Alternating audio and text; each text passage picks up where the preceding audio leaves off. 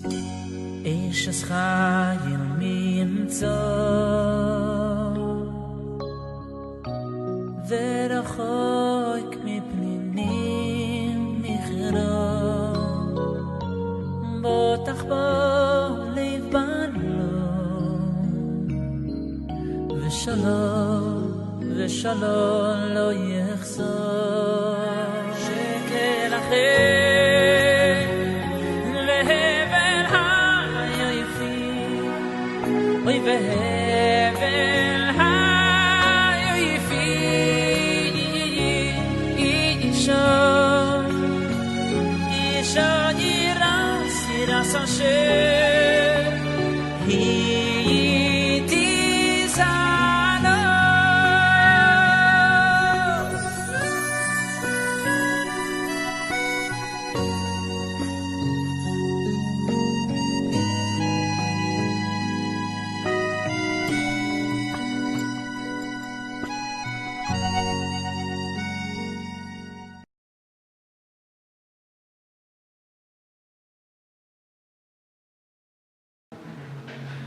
Dans les rues de Atuna, d'Athènes, il y avait un homme qui se promenait et il y a quelqu'un qui l'a arrêté, qui lui a demandé où se trouve la vie. C'est une question qu'il s'est posée toute sa vie jusqu'à ce qu'il a rencontré cette personne.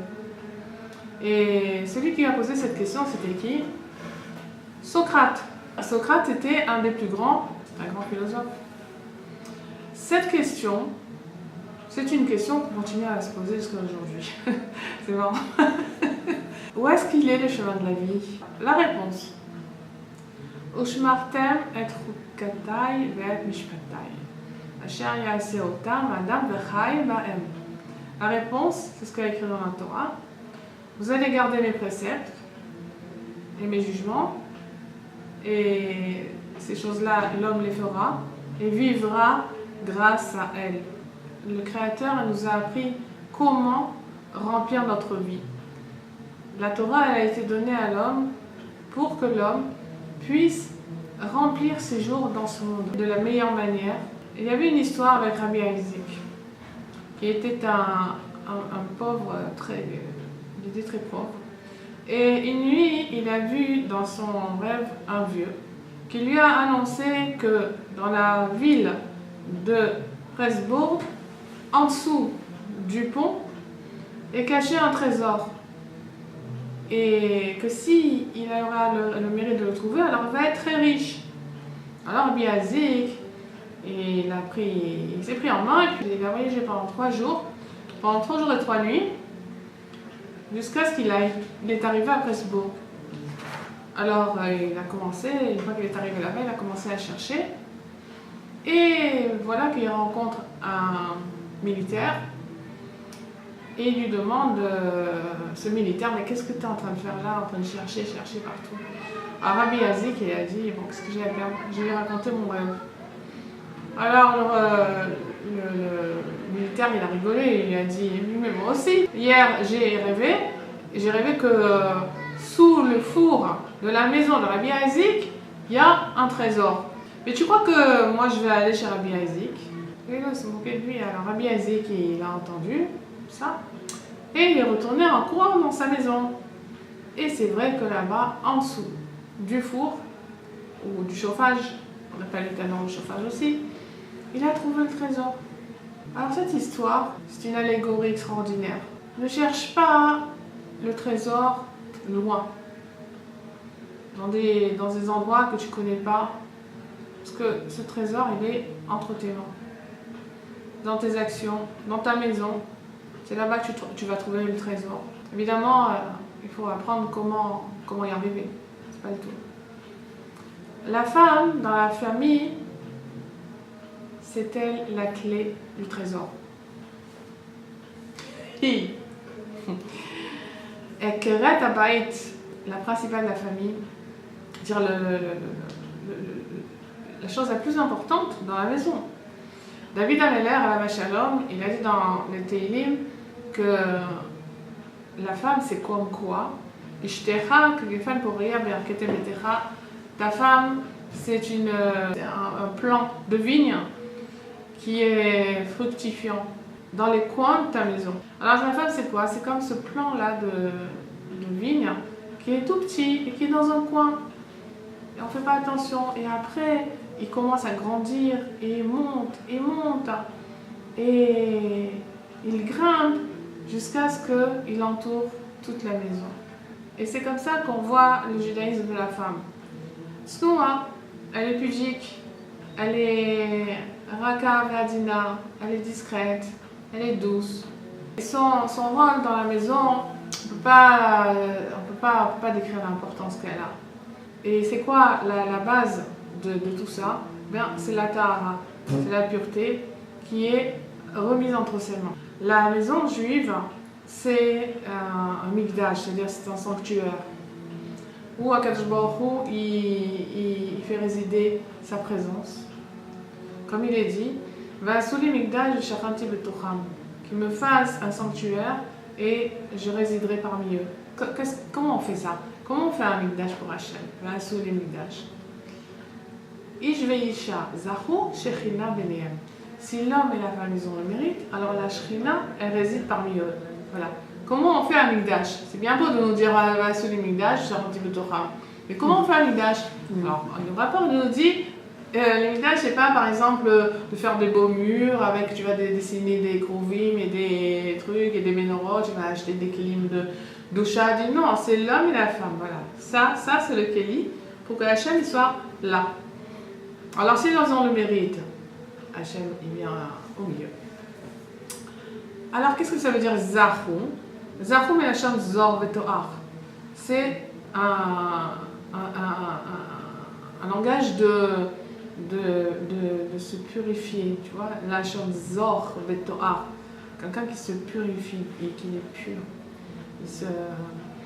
Si Im Zahou, la Beatara Betam, s'ils ont le mérite d'emmener la pureté dans leur maison, Shechina Shoravena. Alors la Shrina, elle réside parmi eux. Zahou, ça veut dire ils auront le mérite. Mais là, dans ce sens, ça veut dire Zar, Shemen Zaïd Zar, une huile limpide. Tu vois? Dans ce sens-là, de Zar. Zar qui se sont purifiés. Ils sont zorés, ils ont le mérite, mais dans la chambre Zar, ils se sont purifiés. Le Zahou, s'ils ne sont pas zorés, s'ils ne se sont pas purifiés, s'ils n'ont pas le mérite, alors, qu'est-ce qui se passe? Isha on enlève le yud, Isha on enlève le he, il reste esh. C'est du feu. On le voit quand un bon homme et une bonne femme commencent à se faire chignon. Parce que se crier et tout, c'est du feu, quoi. Il n'y a plus rien. Il n'y a plus rien quand on s'énerve, qu'on crie et tout. C'est la destruction, on dirait. Et quoi, ça veut dire que forcément, ceux qui ne respectent pas les lois de Nida, d'après ce qu'il dit au départ, c'est très important, c'est d'abord il faut se purifier, voilà. Le départ de tout, c'est de se purifier. Donc c'est un lien direct, c'est Mashpia aussi sur... Absolument. Alors le Zohar HaKadosh dit, il y a 3 choses qui renvoient la Shrina d'une personne. Celui qui est marié avec une goya, celui qui tue l'enfant dans le ventre, et celui qui va avec une femme nida. Là, il parle de l'homme. Il parle de l'homme en général, la créature humaine. Bon, ces 3 choses-là, ils font que Akadosh Baruch Hu, il ne réside pas dans la personne. Et ces personnes-là, elles peuvent crier vers Hachem et ils ne sont pas répondus. C'est dur aussi pour Akadosh Baruch Hu. Il faut comprendre que c'est difficile aussi pour Akadosh Baruch Hu, tu comprends? La personne a fait des maasim, et malheureusement, sans faire de kitrugim, il y a tellement d'avortements, voilà. Alors les gens qui font de l'avortement, et tu vas dire, bon, pourquoi il y a ça, pourquoi les juifs et tout, mais malheureusement, tu vois que, tu sais combien il y en a par an dans les hôpitaux? Non, le seul truc que je vu. Tu sais, il y a combien des gens qui se marient avec des arabes et des goïms? Tu sais combien il y en a qui vont avec leur famille là? Alors après on se dit, ah mais quand même, pourquoi il y a des pégoïms, c'est pas gentil, ça, c'est pas... Sans même, c'est pas de la part de la chaîne, pourquoi il fait des choses comme ça, il fait des... Oh, mais... C'est écrit, et c'est pas... Alors pourquoi on est dans ce monde si c'est pas pour faire la Torah, tu comprends? Hachem, il nous a Mais c'est pas que sur la Torah. À part ces 3 choses, il y a encore plein d'autres choses dans la Torah. En général, ouais, non. Ouais, mais regarde, pour ces 3 choses-là, on dit qu'Akadosh Baruch Hu, il s'en va et il ne peut pas aider la personne. Même si la personne a écrit, il ne peut pas. Parce que la personne, elle a sorti de son champ de vision, d'être, elle a sorti Hachem de sa vie. Alors, il ne dit pas 36 000 choses, il dit 3 choses. C'est ça qui renvoie à la Shrina. Hachem, il ne peut pas répondre. Et pour les trucs de Nida, si on ne connaît pas trop les halachot et qu'on ne fait pas trop comme il faut, c'est pas... Mais d'accord. Bon, ça rentre dans ces cas. Écoute, tu vas en parler plus tard. Hein. Quelqu'un qui ne sait pas, c'est Tinok Shenishba. Un enfant, il a été pris quand il était... Un enfant, il a été pris quand il était tout petit bébé, il a grandi dans une maison goy. On va lui en vouloir parce que quand il a grandi, il a grandi vraiment comme un goy et qu'il ne fait pas Shabbat, il ne mange pas Kachar et tout. Mais il ne sait même pas de quoi tu parles. Le gosse ne sait pas. Qu'est-ce que tu veux? Et tu crois qu'il va être puni sur ça? Parce qu'il ne savait pas. C'est nous, on est comme ça. On est né dans un truc où on ne savait pas. Mais à partir du moment où on peut faire tchouva et qu'on sait, et qu'on a le devoir, et qu'on ne fait pas, alors là, c'est un problème. C'est-à-dire que le maître, c'est un problème avec nous. Tu ne peux pas faire comme si tu ne savais pas. Quelqu'un qui peut étudier la halakha, il n'étudie pas, c'est pas comme quelqu'un de shogeg. C'est-à-dire, oh, bah, s'il ne fait pas, il ne savait pas, tant pis, c'est pas exprès qu'il ne veut pas extrait. Non, c'est le mézine. Parce qu'il peut étudier, il n'étudie pas, alors c'est comme si c'était le mézine. Il faut étudier, on a l'obligation d'étudier. À partir du moment où on a conscience que c'est ça que Hachem veut, on a l'obligation d'étudier. Et un truc extraordinaire, qu'on peut trouver le nom d'Akadosh Baruch Hu dans les noms de la femme et de l'homme. Le nom d'Hachem, il est le Yud Ke, il est dans l'homme et la femme. Le Yud, il est dans Ish, dans l'homme, et le He, il est dans la femme. Et Yud Ke, c'est le nom d'Hachem, c'est ça la Shrina. Le Rav Wolbe, il dit, la Shrina, c'est la Shmira Be'ashgacha Pratit. C'est la providence divine, la providence envers chacun, la surveillance. Kélo, il est là, Kadosh Baruch Hu, à côté de toi, et chaque chose, il fait attention que tu aies tout ce qu'il faut, qu'il te protège. Il est tout le temps avec toi. Et combien on a besoin que la Shrina soit avec nous? Combien on a besoin de Siyata Dishmaya? Combien on a besoin de l'aide du ciel?